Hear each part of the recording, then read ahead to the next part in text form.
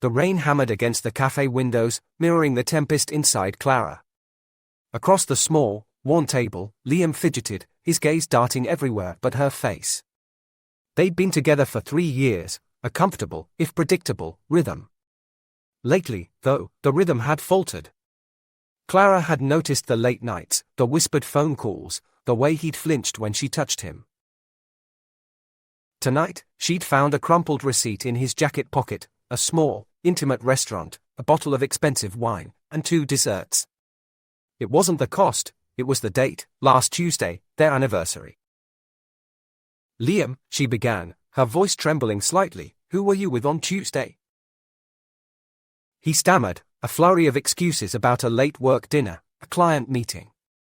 But Clara had seen the guilt etched in his eyes, the way his hand shook as he reached for his coffee. "Don't," she whispered, her voice thick with unshed tears. "Just, tell me the truth." He looked down, his shoulders slumping. "Her name's Sarah," he confessed, the words barely audible. "From work. We went out." The rain outside seemed to intensify, the cafe lights blurring through her tears. Clara felt a coldness spreading through her, a numbness that settled deep in her bones.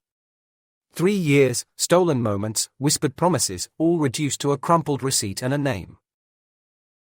"How long?" she asked, her voice flat. "A few months," he admitted, his voice laced with a desperate plea for forgiveness that she couldn't bring herself to acknowledge. She didn't scream, didn't throw her coffee, didn't even cry. She simply stood up, the chair scraping against the tiled floor, the sound echoing in the sudden silence that had fallen over their small section of the cafe. She looked at him, a stranger now, and turned away, the rain a cold, relentless curtain as she walked out into the night.